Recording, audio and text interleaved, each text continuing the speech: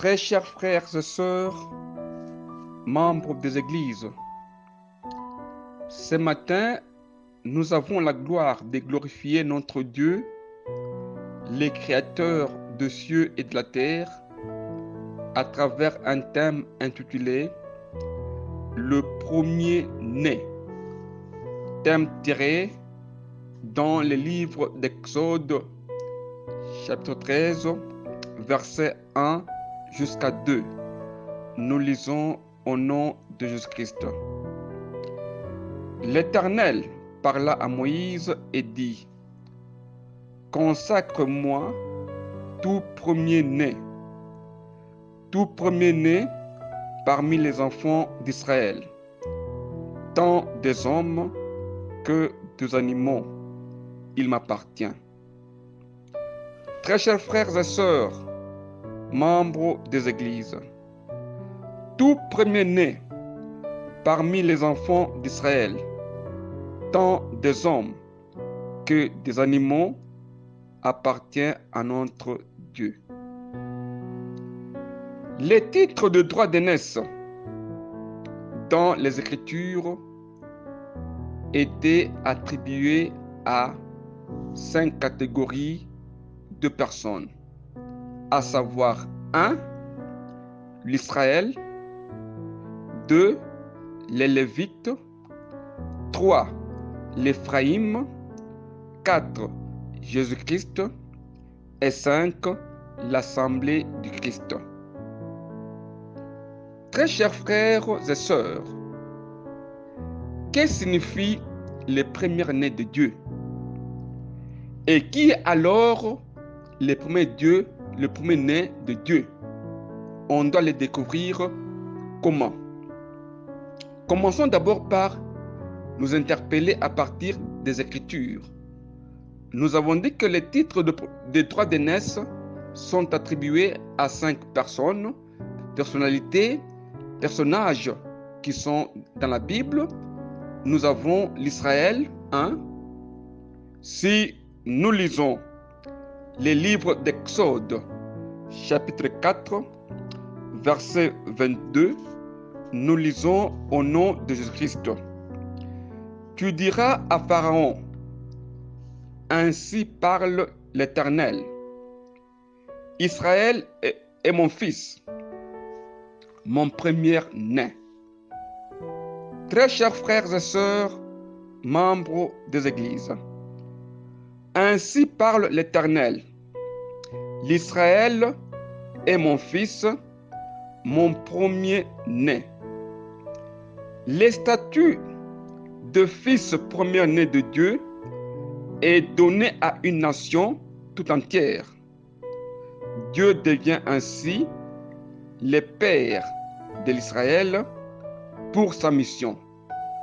1. Les sortir de l'Égypte. 2. Les conduire dans le désert pendant 40 ans. 3.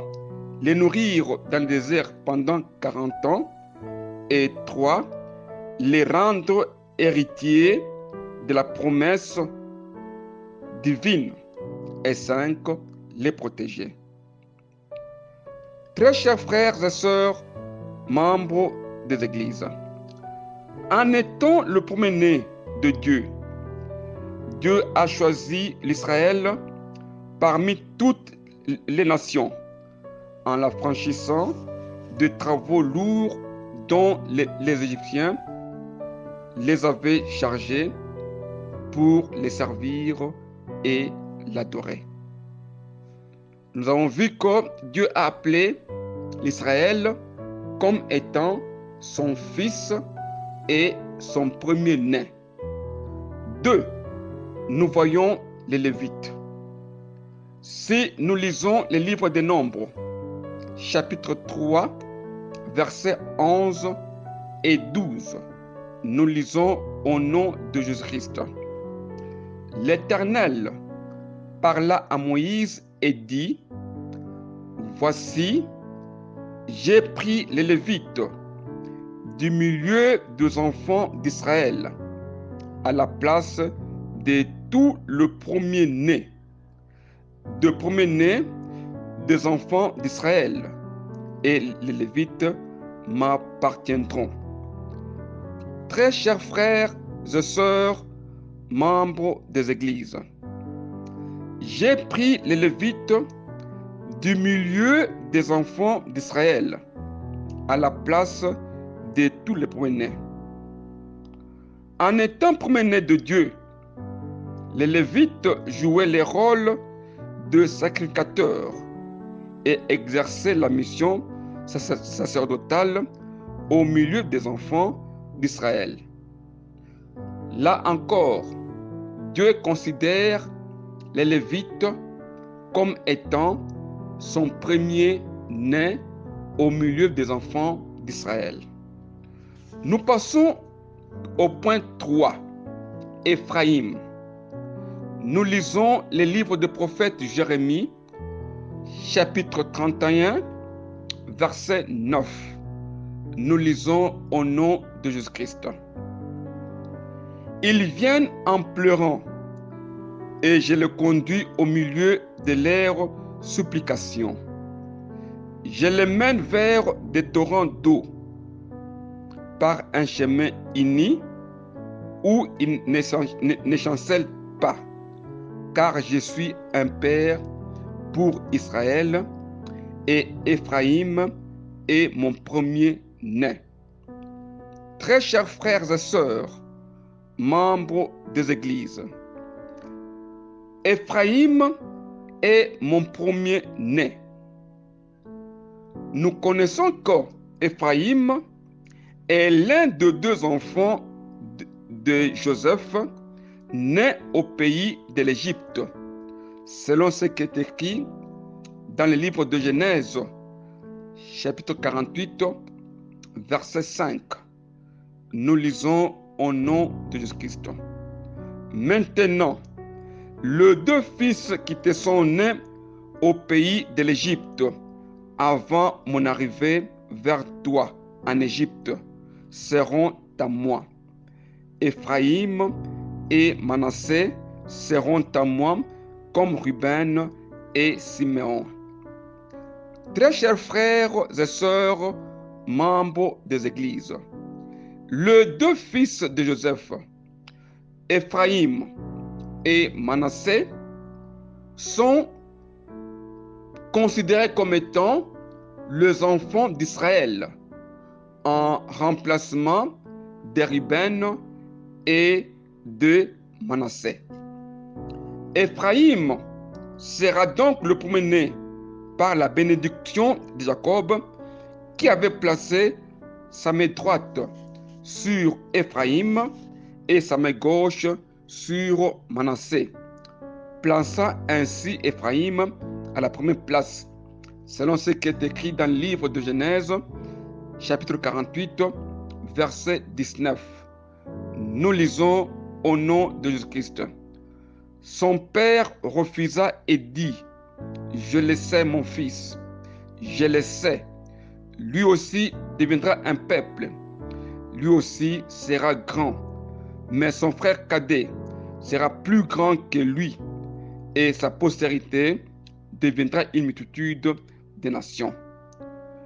Très chers frères et sœurs, en étant premier-né, Éphraïm deviendra une multitude de nations pour être confondu aux dix tribus de l'Israël et être appelé Israël.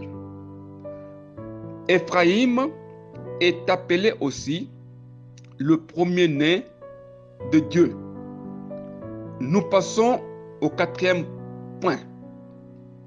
Jésus, qui est aussi appelé le premier-né. Nous lisons l'Épître aux Hébreux, chapitre 1, verset 6. Nous lisons au nom de Jésus-Christ. Et de nouveau, lorsqu'il introduit dans le monde le premier-né, il dit que tous les anges de Dieu l'adorent. Très chers frères et sœurs, membres des églises, Quand Jésus fut introduit dans le monde par Dieu, Dieu l'a appelé le premier-né. Jésus prend aussi les titres du premier-né de Dieu pour sauver le monde et être adoré par les anges. Avant Jésus ne soit le premier-né de Dieu, il était d'abord le premier-né de Marie et Joseph, selon ce qui est écrit dans l'évangile de Luc, chapitre 2, verset 7. Nous lisons au nom de Jésus-Christ. Elle enfanta son fils premier-né. Elle l'amaillota et le coucha dans une crèche parce qu'il n'y avait pas de place pour eux dans l'hôtellerie. Très chers frères et sœurs, membres des églises, elle enfanta son fils premier-né. En étant le premier-né de Marie et Joseph, Jésus devait respecter les lois de Moïse, car Jésus-Christ, en entrant dans le monde, il était un corps pour faire un enseignement et déterminer la volonté de Dieu. En étant corps, Jésus était né comme étant premier-né de Marie et Joseph. Nous continuons d'abord pour terminer avec le 5e cas, qui est l'assemblée du Christ, qui est aussi appelé premier-né, comme il est écrit en Hébreux, chapitre 12, verset 23. Nous lisons au nom de Jésus-Christ. De l'assemblée de premier-né, inscrit dans le ciel, du juge qui est le Dieu de tous, des esprits de justes parvenus à la perfection. Très chers frères et sœurs, membres des églises, l'assemblée de premier-né ou encore l'église de premier-né se compose des croyants co-héritiers de Christ. C'est pour dire que tout celui qui croit en Jésus-Christ et il a le Saint-Esprit est un premier-né et un co-héritier du royaume céleste, selon ce qui est écrit aux épîtres de Romains, chapitre 8, verset 29. Romains 8, verset 29, nous lisons au nom de Jésus-Christ. Car ceux qu'il a connus d'avance, il les a prédestinés à être semblables à l'image de son Fils, afin que son Fils soit le premier-né de beaucoup de frères. Très chers frères et sœurs, membres des églises, le Fils soit le premier-né de beaucoup de frères. La parole de Dieu a le pouvoir de rendre l'homme semblable à Jésus-Christ, qui est l'image de Dieu. En entrant dans l'assemblée de premier-né, et Jésus lui-même, le premier-né de tous les rois de la terre, comme il est écrit dans le livre des Psaumes, chapitre 89, verset 28. Nous lisons au nom de Jésus-Christ. Et moi, je ferai de lui le premier-né, le plus élevé des rois de la terre. Très chers frères et sœurs, Jésus est le premier-né, le plus élevé des rois de la terre. Que signifie alors ce titre de premier-né dans les Écritures. Nous venons d'énumérer le premier-né de Dieu partant 1. d'Israël, 2. les Lévites, 3. Éphraïm, 4. Jésus-Christ et 5. l'Assemblée du Christ. Alors, que signifie le premier-né et comment est-ce qu'on peut devenir le premier-né de Dieu? Revenons un peu dans le livre d'Exode, chapitre 12, verset 29. Nous lisons au nom de Jésus-Christ.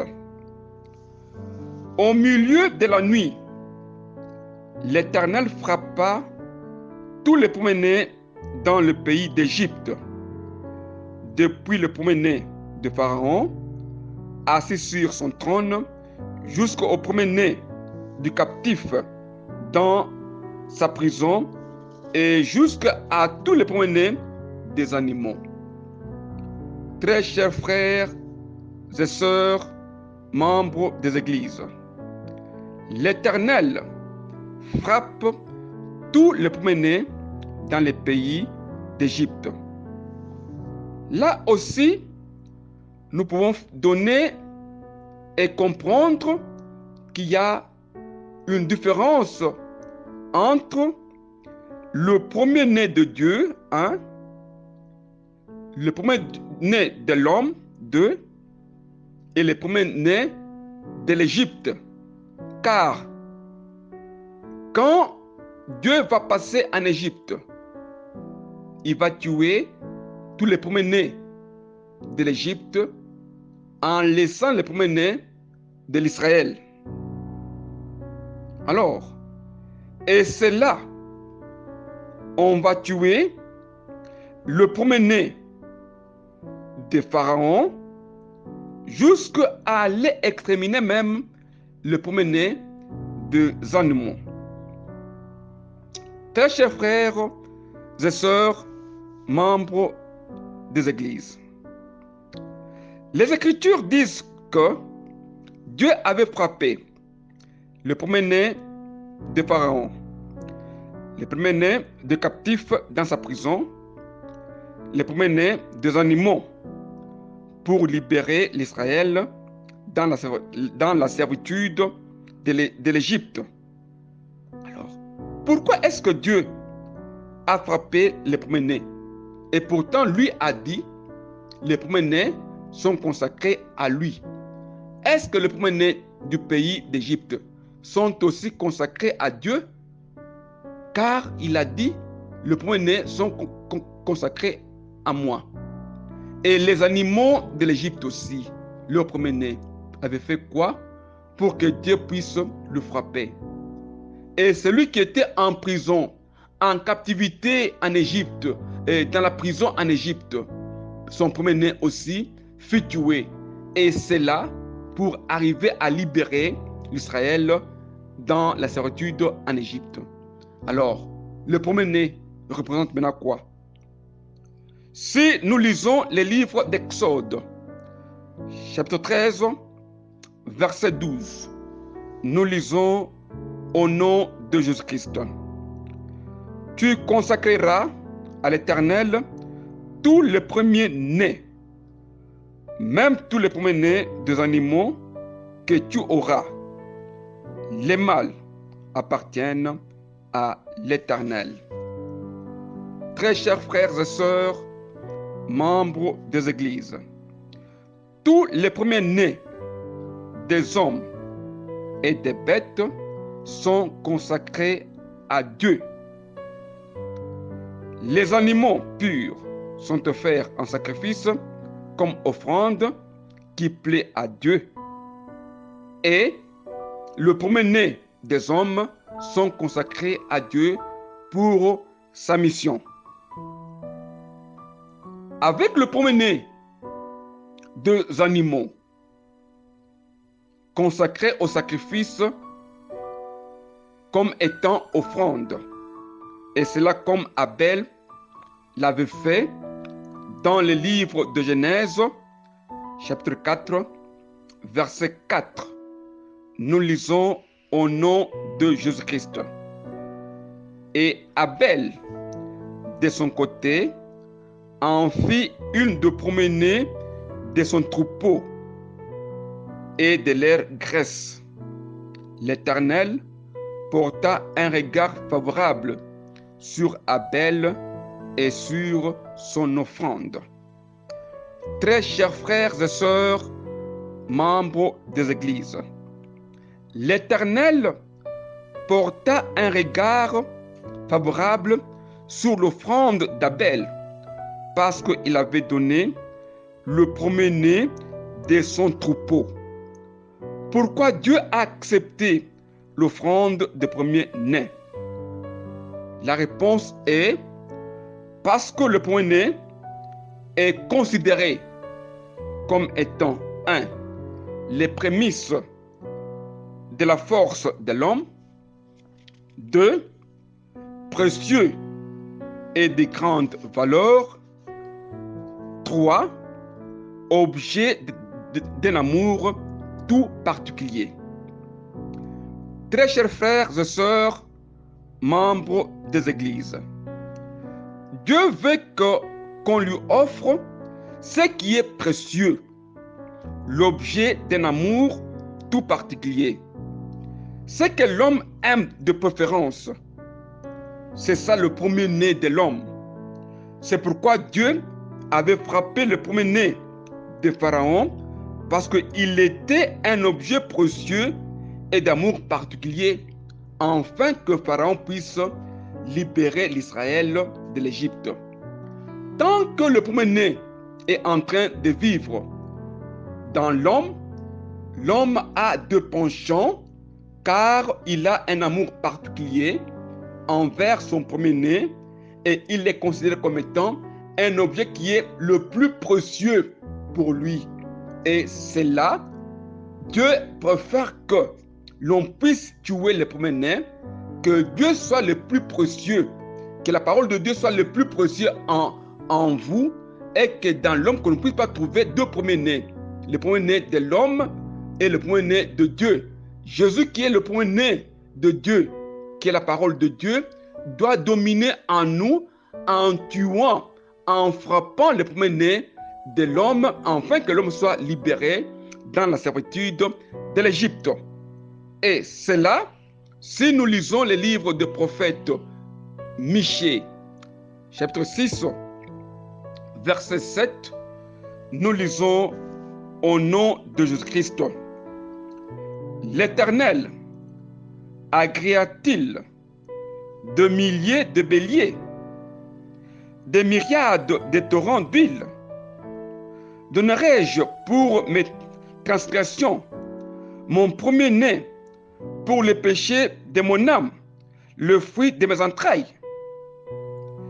Très chers frères et sœurs, membres des églises, l'aveuglement spirituel conduit l'homme à offrir à Dieu tout et n'importe quoi. Mais attention, Dieu attend de nous un engagement spirituel qui débouche sur une conduite juste. Et c'est là, ce n'est pas par l'offrande que nous sommes sauvés, mais c'est par l'engagement réel dans la connaissance et le respect de la volonté de Dieu qui va nous conduire à la vie éternelle. Dieu préfère qu'on puisse offrir le premier-né afin que l'homme puisse avoir entièrement l'amour dans la parole de Dieu, l'amour envers Dieu, et que Dieu soit son héritier de sa richesse terrestre. Comme il est écrit dans le livre de Lévitique, chapitre 27, verset 26. Nous lisons au nom de Jésus-Christ. Nul ne pourra sanctifier le premier-né de son bétail, lesquels appartiennent déjà à l'Éternel, en sa qualité de premier-né, soit veau, soit agneau, il appartient à l'Éternel. Très chers frères et sœurs, membres des églises, le premier-né appartient à l'Éternel. Le premier-né des hommes sont consacrés à Dieu pour les services divins. C'est pourquoi Marie et Joseph devront consacrer Jésus pour confirmer sa mission de sauver le monde par son sang, tel qu'il est écrit dans l'évangile de Luc, chapitre 2, verset 22 jusqu'à 23. Nous lisons au nom de Jésus-Christ. Et quand le jour de leur purification furent accomplis, selon la loi de Moïse, Joseph et Marie les portèrent à Jérusalem pour les présenter au Seigneur. Suivant ce qui est écrit dans la loi du Seigneur, tout premier-né sera consacré au Seigneur. Très chers frères et sœurs, membres des églises, Jésus était le premier-né de Marie et Joseph, selon la loi de Moïse. Dès lors que Jésus était présenté et consacré à Dieu, il devient le premier-né de Dieu pour accomplir la mission de sauver l'humanité. Être le premier à annoncer le message de la vie éternelle. Être le premier à ressusciter parmi les morts, car il sera le premier-né de tous les morts, et être le premier à exercer la mission divine de Dieu dans le monde. Jésus devient ainsi le premier-né. C'est Jésus qui n'est autre que la parole de Dieu, qui doit être en nous le premier-né, afin que l'on soit sauvé, tel qu'il est écrit dans l'Épître aux Galates, chapitre 1, verset 15. Nous lisons au nom de Jésus-Christ. Le Fils est l'image du Dieu invisible, le premier-né de toute la création. Très chers frères et sœurs, membres des églises, comme l'Israël était le premier-né, le Fils de Dieu, la nation que Dieu a choisie pour les servir, Jésus, au temps de la fin, Jésus devient le premier-né qui est l'image de Dieu. C'est Jésus qui n'est autre que la parole de Dieu, qui est placée au rang le plus élevé pour arriver à dominer les visibles et les invisibles, dominer les trônes et les dignités, dominer les dominations et les autorités sataniques. En étant le premier-né, Jésus qui est la parole a le privilège de 1. D'avoir la priorité dans tout. C'est pour dire que la parole de Dieu a la priorité dans tout. 2. D'avoir l'autorité sur tout. C'est-à-dire que la parole de Dieu a l'autorité sur toutes les forces maléfiques, toutes les forces impures, tous les pouvoirs sataniques. 3. D'avoir la bénédiction spéciale du Dieu. C'est pour dire que la parole de Dieu est en soi la bénédiction de Dieu dans l'homme. Et 4. Recevoir les titres et la puissance de Dieu. C'est pour dire que la parole de Dieu est la puissance de Dieu en nous, la puissance qui agit afin que l'on puisse dominer et que l'homme soit libéré sous l'emprise des ténèbres. Et 5. d'avoir le droit de recevoir l'héritage de son père. Très chers frères et sœurs, voilà les privilèges qui font à ce que la parole de Dieu soit considérée comme étant le premier-né de Dieu. Car avoir la parole, nous avons dit, avoir la priorité dans tout, avoir l'autorité sur tout, avoir la bénédiction spéciale de Dieu, recevoir les titres et les puissances du Père et avoir le droit de recevoir l'héritage de son Père. Tel qu'il est écrit dans l'Épître aux Hébreux, chapitre 1, verset 14. Nous lisons au nom de Jésus-Christ. Il est devenu d'autant supérieur aux anges qu'il a hérité des noms plus excellents que les leurs. Très chers frères et sœurs, membres des églises, Jésus-Christ, étant le premier-né de Dieu, il a le droit de recevoir l'héritage de son Père.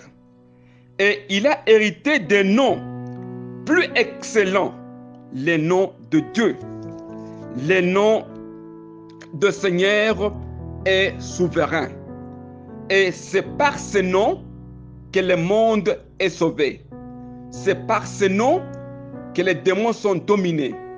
C'est par ces noms que le monde des ténèbres n'a pas le pouvoir envers nous. Et c'est pourquoi le nom de Jésus sauve. Et ce nom n'est autre que l'enseignement spirituel qui nous conduit à la vie éternelle. Le premier-né de Dieu est la parole de Dieu qui est venue dominer le monde et tirer l'homme dans les ténèbres. Tandis que le premier-né de l'homme est l'objet précieux et de grande valeur qui garde son amour, un amour qui est particulier. C'est pourquoi nous devons le consacrer à Dieu et en faire l'offrande. Souvent, Dieu frappe le premier-né de l'Égypte pour libérer son peuple de la servitude et sous l'emprise des travaux lourds de l'Égypte. Très chers frères et sœurs, quand Anne a consacré Samuel dans le temple, c'est parce que Samuel était le premier-né. Quand Samuel fut consacré dans le temple, il est devenu serviteur de Dieu pour accomplir la mission de Dieu. Nous devons savoir que le premier-né de Dieu qui est venu dans le monde, c'est la parole de Dieu qui est venue afin qu'elle soit première en tout pour que l'on soit sauvé, première dans notre vie, première dans tout ce que l'on fait et qu'on naisse à travers cette parole. Jésus, premier-né des enfants spirituels de notre Père qui est céleste. Ce matin, c'est votre frère, l'apôtre missionnaire Taylor Kankonde Kalomba. Je vous remercie.